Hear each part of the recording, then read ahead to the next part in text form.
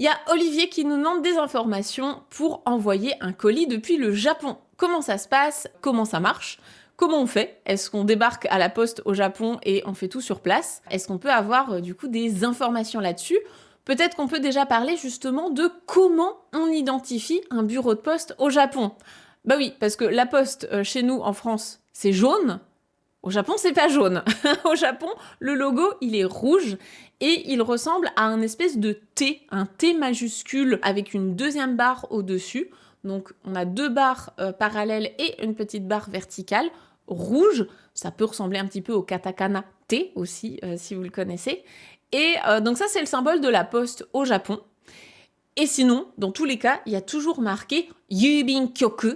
Donc en kanji, là par contre les kanji sont un peu plus difficiles. Yubin Kyoku, ça veut dire bureau de poste en japonais. Donc ce sera écrit en kanji sur le bâtiment. Après, juste repérer le logo, le T rouge, c'est assez facile, assez visuel. Donc vous pourrez le voir. Stop! Si tu regardes cette vidéo, c'est probablement que tu prévois un prochain voyage au Japon. Je suis ravie pour toi et je te souhaite vraiment d'en profiter du mieux possible, mais pour en extraire le maximum et avoir la plus belle expérience possible de manière authentique et connectée avec les Japonais, eh bien, je ne peux que te recommander d'acquérir les bases de la langue. Si tu as besoin d'aide, j'ai créé un guide pour débutants que tu peux télécharger gratuitement via le premier lien dans la description. Ce guide, il te donnera toutes les bases à maîtriser en vue de ton voyage, donc les phrases typiques, comment construire justement tes premières phrases, le vocabulaire et les kanji essentiels pour un voyage au Japon et comment mémoriser aussi les kanas facilement. Je t'ai compilé tout ça dans mon guide pour débutants. Il est disponible gratuitement, tu reçois ça dans ta boîte mail et tu peux le lire tranquillement. Tu peux même l'emmener directement au Japon vu qu'il est au format PDF, tu peux le glisser sur ton téléphone, ça prend pas de place dans la valise. Donc pour être sûr de ne pas oublier, télécharge-le tout de suite et ensuite reprends tranquillement ta vidéo. Je te souhaite un bon voyage au Japon et un bel apprentissage du japonais. Et donc, pour reconnaître le bâtiment lui-même, en général ça va, sinon vous cherchez sur Google Maps, vous tapez Yubin Kyoku si besoin. Et ensuite, comment on fait concrètement pour utiliser leur service?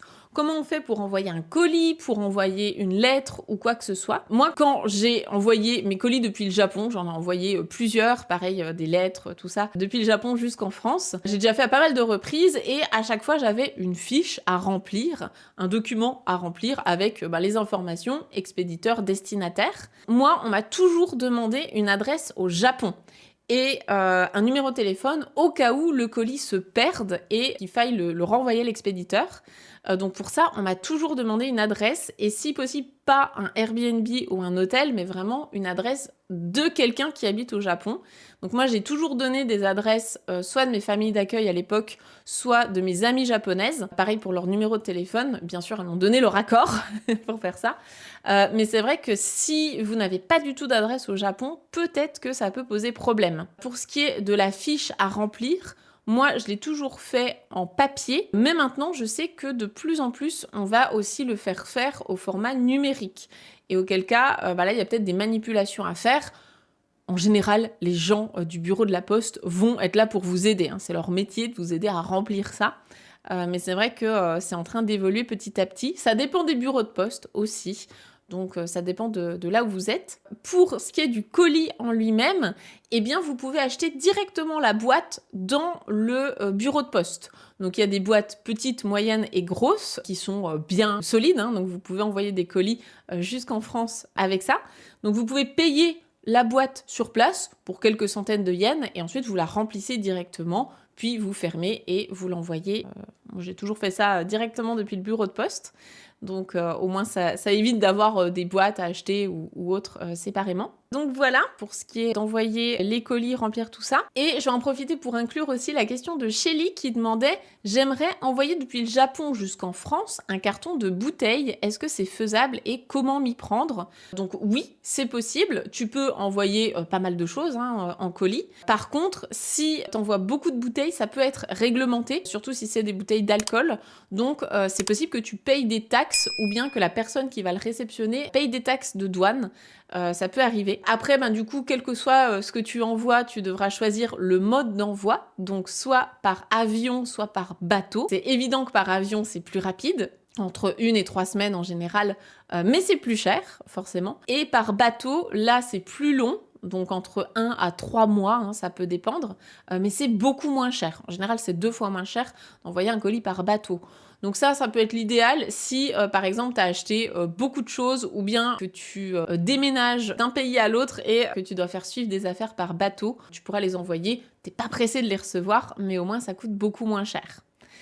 Pour ce qui est des prix, honnêtement, ça peut changer d'une année à l'autre. Là, la Poste japonaise avait révisé aussi ses tarifs récemment. Donc, je vous conseille plutôt de regarder sur place. Si vous considérez aussi envoyer un colis parce que vous avez acheté tellement de choses que ça rentre plus dans vos valises, bah aussi peut-être comparer entre combien ça vous coûte d'avoir une valise supplémentaire dans l'avion et combien ça vous coûte d'envoyer un colis depuis le Japon. Parfois, l'un vaut plus que l'autre, donc ça dépend. Je vous partage aussi le fait que même si la poste japonaise, elle est au top, en général, on n'a aucun problème avec les services japonais, ils sont vraiment très très très quali. Le problème peut parfois venir malheureusement de la poste à partir de l'Europe et de la France. Moi, de tous les colis que j'ai envoyés, il y en a un que je n'ai jamais reçu. Il y a un colis que j'ai envoyé du Japon, je ne l'ai jamais reçu en France.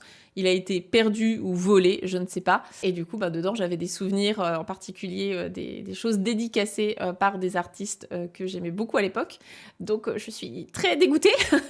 Je suis très triste. Donc voilà, considérez quand même qu'il y a la possibilité que votre colis n'arrive pas. C'est extrêmement rare, mais ça peut arriver, notamment quand il arrive en France. Donc, dites-vous, ok, est-ce que ce que je mets dans mon colis, potentiellement, je suis ok avec le fait de ne jamais le revoir. Alors que si vous l'avez dans l'avion avec vous, vous avez quand même beaucoup moins de risques que ça arrive, que vous le perdiez, quoi. Voilà, juste faire gaffe à ça.